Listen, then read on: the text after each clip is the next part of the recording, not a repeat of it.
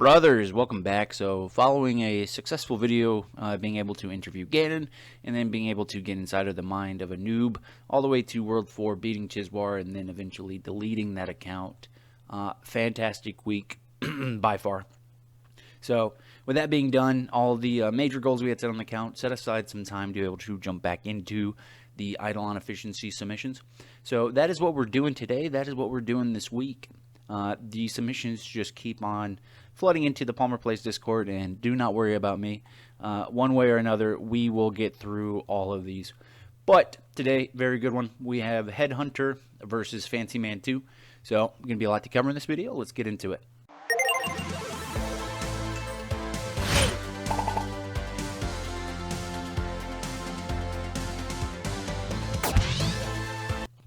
Alright, so jumping into it, we're going to have Headhunter on the left and Fancyman2 on the right. So, having not seen it, let's jump on into here.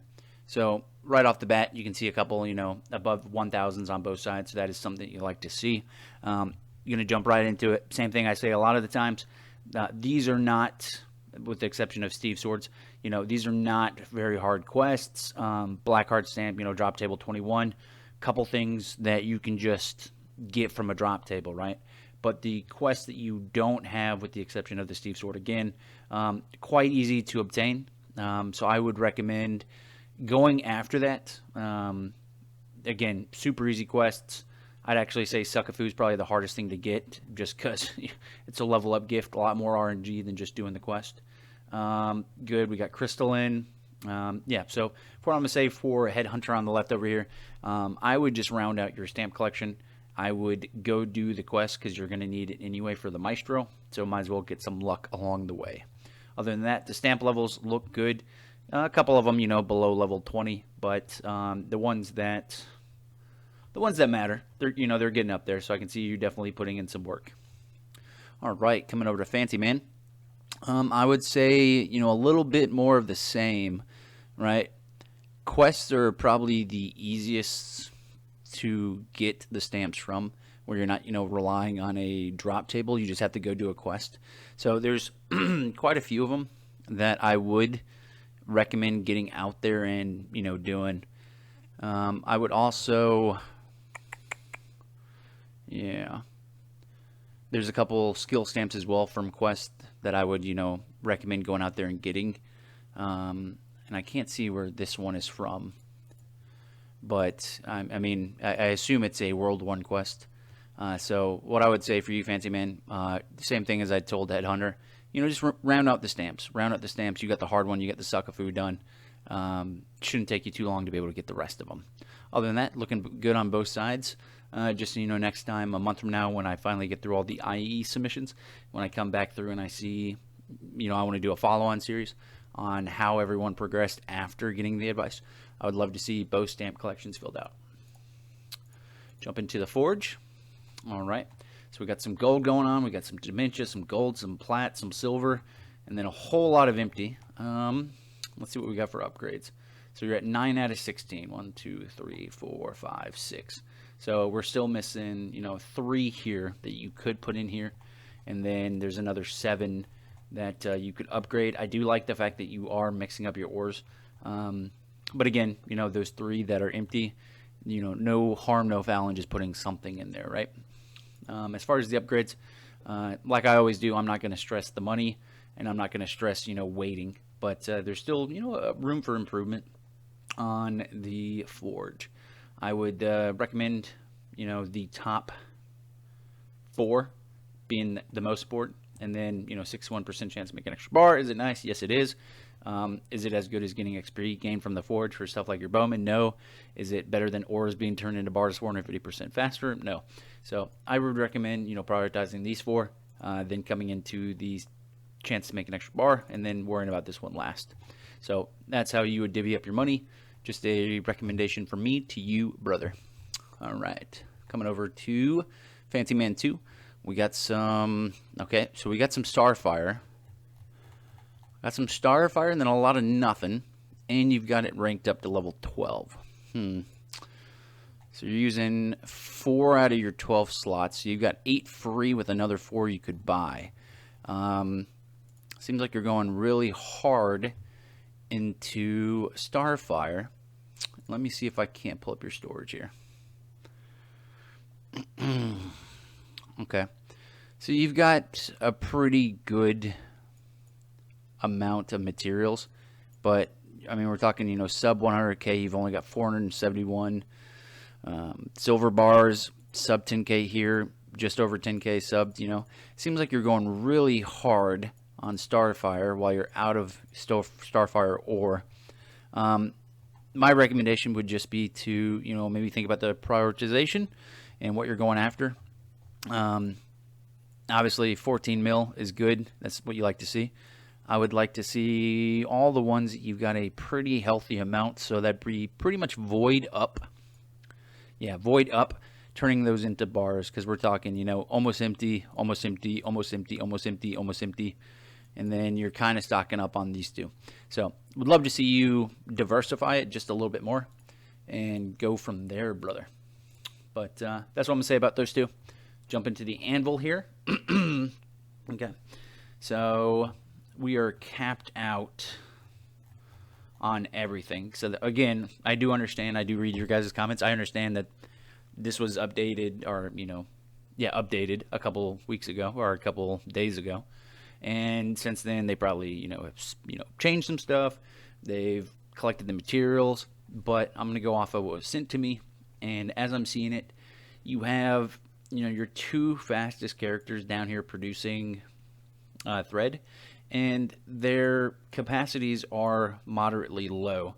So I would flip it, and I would probably put my Siegebreaker, my Beastmaster down here towards the Luigi brackets, and then I would be putting Robin Rude and Robin Crude and my what the hell is that elite class called? I'm gonna call it a wizard, and put the wizards back up towards, you know, the thread production, just because as it is right now, you're not getting as much benefit out of it. You're capping, which if you're producing 7 an hour and you capped at 3.72K, that means Robin Rood was there for a long time. That or use candies, one or the other. But point being, they should be down here at the thread. They're slower. You're still making the materials, put the faster ones at the bottom. So I would flip how you got your guys right now. Coming over here, characters with unused hammers, huh? So it looks like we got 5 people here with no hammers being used. So sure enough, jumped into Journeyfish here, and he does have 1 unused production. So you're working on thread, you're working on boring bricks, and you got 1 not being used on anything. So real fast off the bat, obviously these 5 dudes, if you're going to attach the anvil hammer to them and you're going to get that +1, you know, they need to be doing something, right? Something, right? So you're doing a lot of thread, okay? A lot of thread. Kind of nailed it back on the nails, on the bricks, okay? And then you're coming all the way down here. So I love to see that you're using the faster character at the bottom. Gonna jump into your points here. Let me look at something specific here.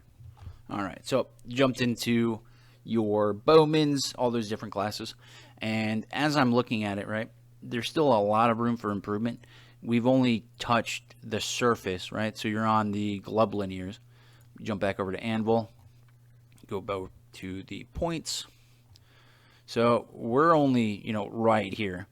There's still so many materials and points you could put towards that, and you didn't max it out as far as money. So there's a lot of room for improvement, brother. And I do know that it gets kind of crazy around, you know, coconuttos, especially if you don't have a solid 3D printer, Death Note, stuff like that. Understood. But especially for the main classes that are supposed to prioritize the anvil, you know, same thing over here. Your bowmans, your hunters, your siegebreakers, your beastmasters, whatever they're called, the archer class should really be prioritizing pushing down. And, you know, over here on the left, you're doing a great job. Over here on the right, I just would love to see you push down a little bit more, because I believe I saw that you had enough materials. Let me check. Count wide storage. Where's your monster materials at, brother? Okay, 19.9K glub linears. Okay, so we're bone dry here. So if that's leaving a character, if that's getting a sample and 3D printing it, I think that's what should happen. But that's all I'm gonna say on that. We're taking a lot of time just talking about the anvil. Let's jump into alchemy over here on the left. Headhunter. Okay, so still a lot of room for improvement. You've hit World 4.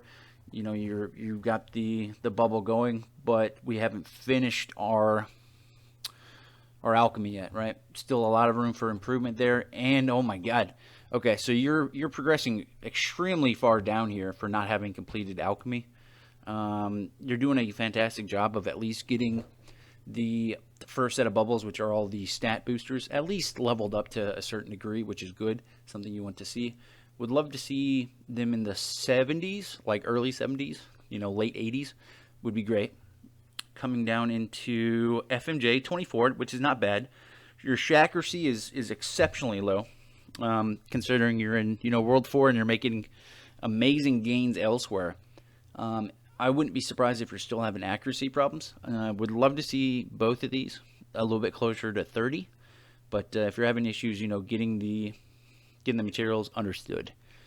As far as your damage bubbles, there is a lot of room for improvement, and I'm actually going to pause the video here because it was brought to my attention that maybe not a lot of people know that when you unlock your 12th bubble, so for example this is Orange Bargain, well, now you can bring in a warrior, which reduces the cost of the orange bubbles by 24%.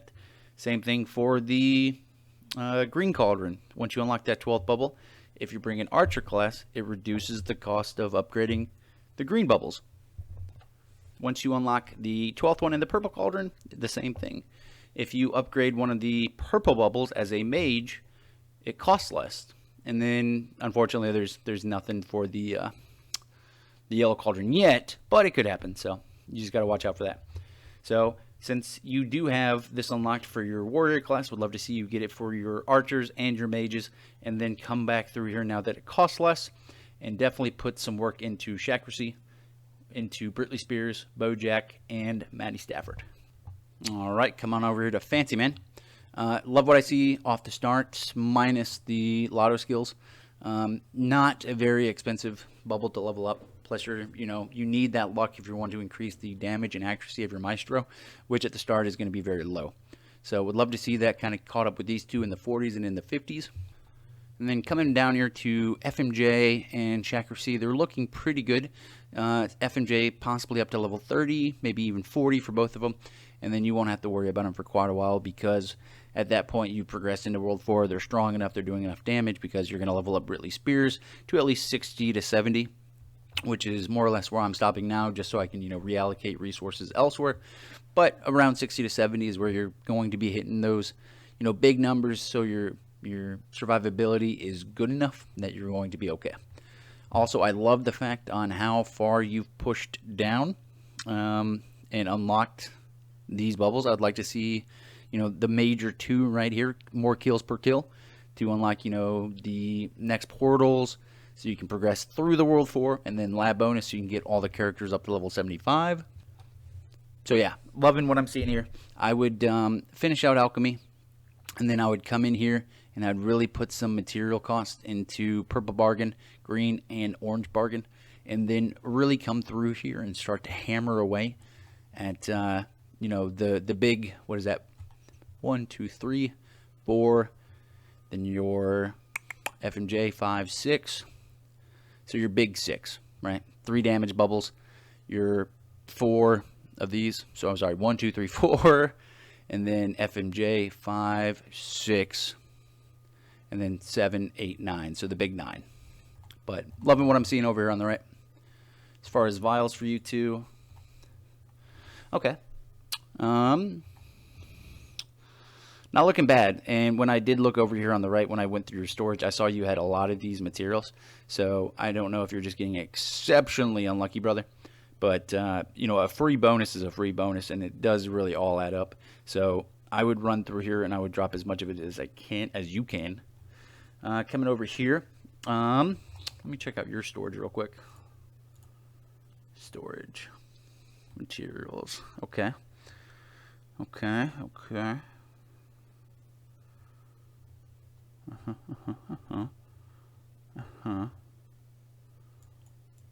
Okay.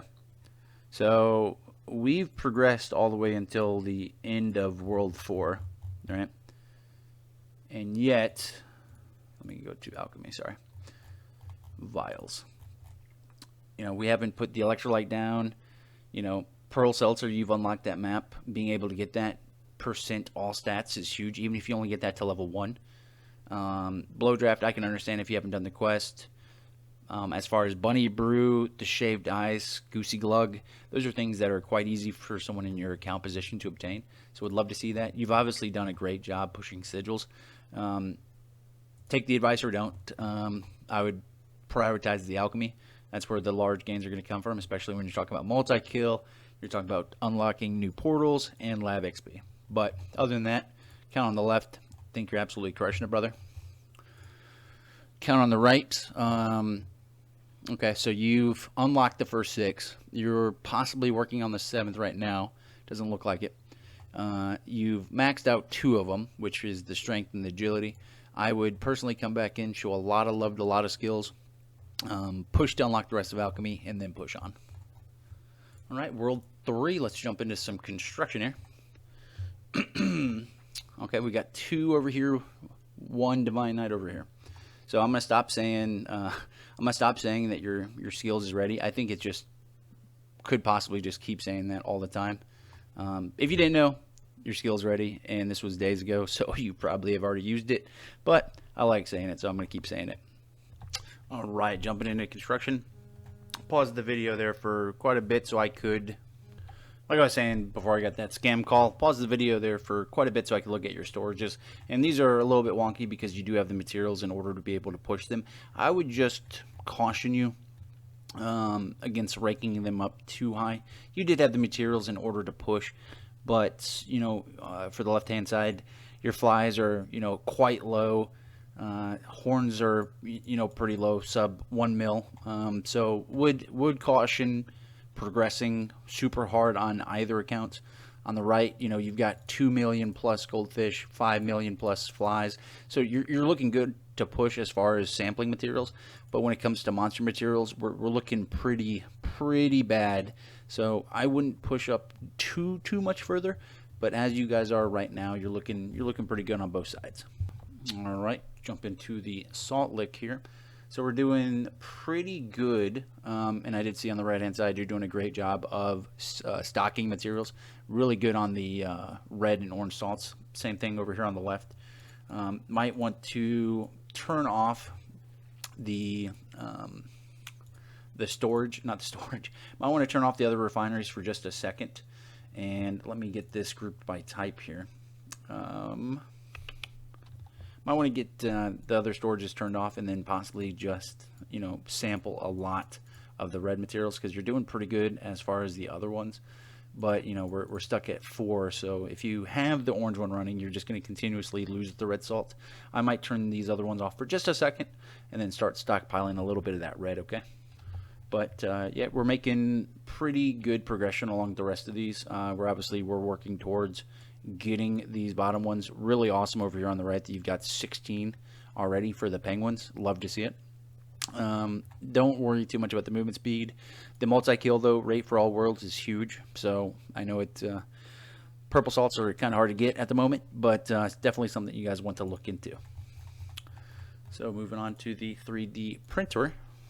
All right, so we are looking a lot of monster materials, some samples as far as fish over here.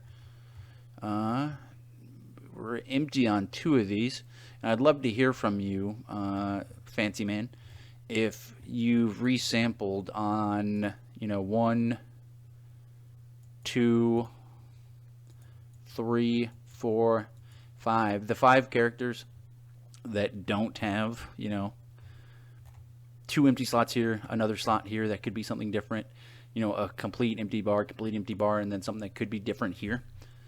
So would love to see on the right hand side where you're coming as far as sampling, why these guys were empty. Maybe you just updated it as you were putting out your other characters. So these may show empty, but they're actually not. Over here on the left, looking pretty good. A lot of them are the monster materials that you're going to need to be able to run the refinery. Since you're in World 4, and these are some kind of small samples, I would say now is a prime time to get back out there and resample. Just because, you know, a guy getting 67 green mushroom caps, not really helping the team, right? Same thing for oak logs. 16.8k, that's actually, you know, that's pretty good. That's going to be able to hold you for a long time.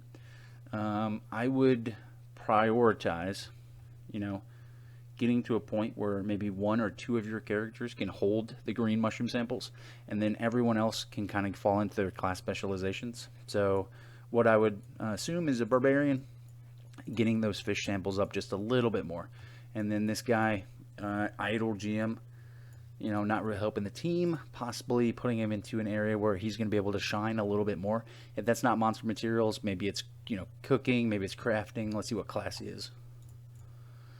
Idle GM. So we have a blood berserker here, right, who could be possibly doing a little bit better as far as getting us some fish. So, you know, that's just something I would think in the back of my head on how I can make this character, you know, shine to his class, but, you know, his class potential, and not, you know, trying to get 181 horns an hour. All right, let's jump into the Death Note. So we're looking, okay.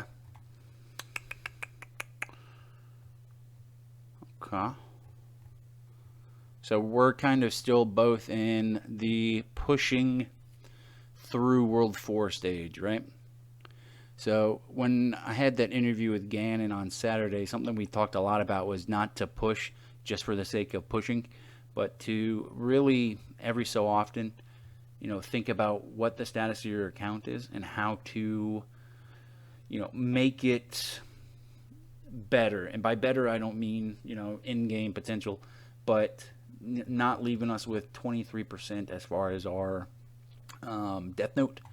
You know, same thing over here, 58, especially for where you gentlemen are in your accounts, which is pretty far. You know, fantastic that you're almost to world, you know, the end of World 4, is having those characters come back.